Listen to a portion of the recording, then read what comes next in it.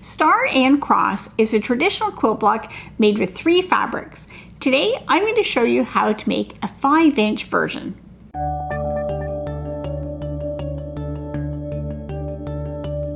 Welcome to Epida Studio. My name is Elizabeth and I help you make beautiful things with quilting, pajogi, and embroidery.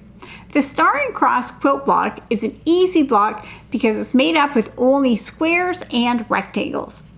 Now, I don't exactly know why this is called Star and Cross because I don't obviously see a star in there, but I can see why it would be called a cross. But that is the traditional name for this block.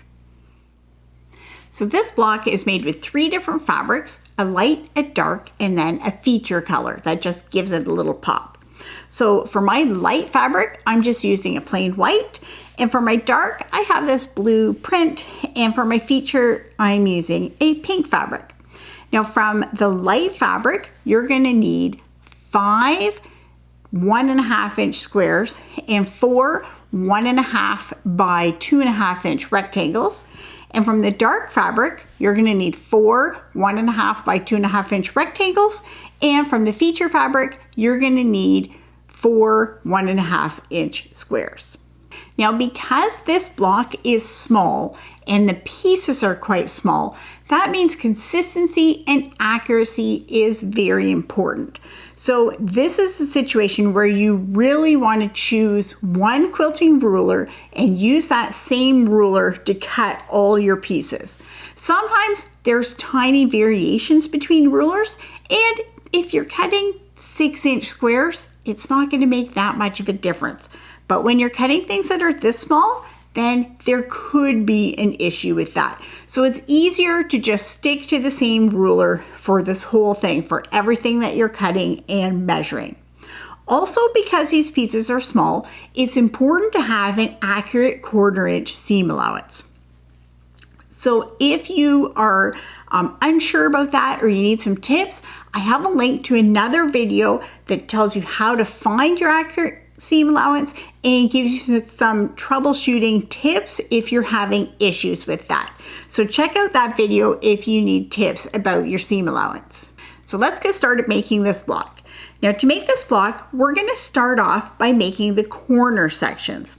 So the first thing we're going to do is for each of our feature squares, we're going to add a light color square. So we're going to just join those together with a 1/4 inch seam allowance.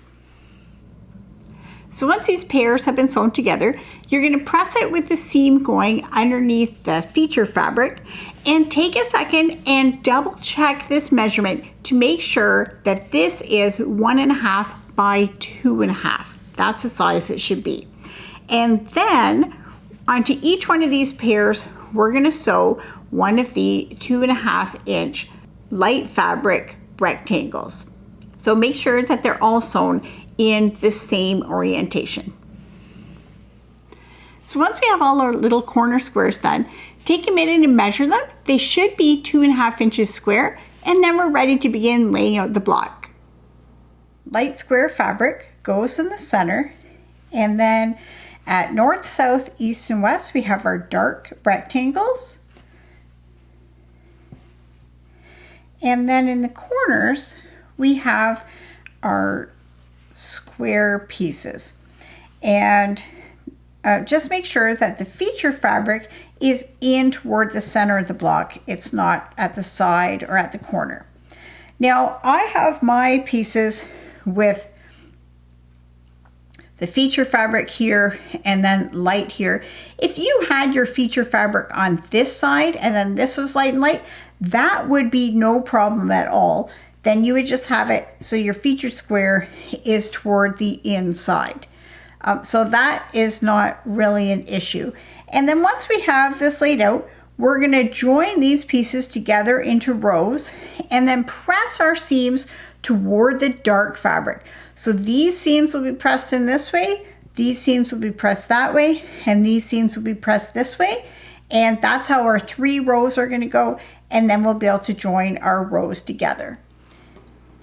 So here are our rows sewn together, and on all the rows, the seams are pressed toward the dark fabric. So in this one, they're pressed to the inside.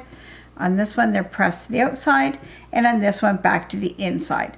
So that is helpful because then our fabric doesn't show underneath the lighter fabric, but that also means when we're going to join our rows together, we can see that those seams will nest together, they'll butt up against each other, and so that will help it just stay in alignment as we sew the rows together. So we'll just sew together there, and then our block will be finished. So here's our finished block, and it's 5.5 inches square. Now you can use this block in a sampler quilt, you can use this block in designs with other blocks, but you can also use this block just by itself. So here is a diagram of a quilt that I designed. It has two different versions of this block. The one has white as a light fabric, red as a feature fabric, and green as a dark fabric. And the other block uses the same fabrics, but I alternated the dark and the light so that they switch places. So we can see this makes a really fun design, and it almost has a feeling of plaid to it. So I think this is a stunning quilt that would be pretty easy to make. You can see a written tutorial with more detailed instructions and photos if you click at the link below. And you can find lots more quilting tutorials, patterns, and inspiration at my website, epidastudio.com.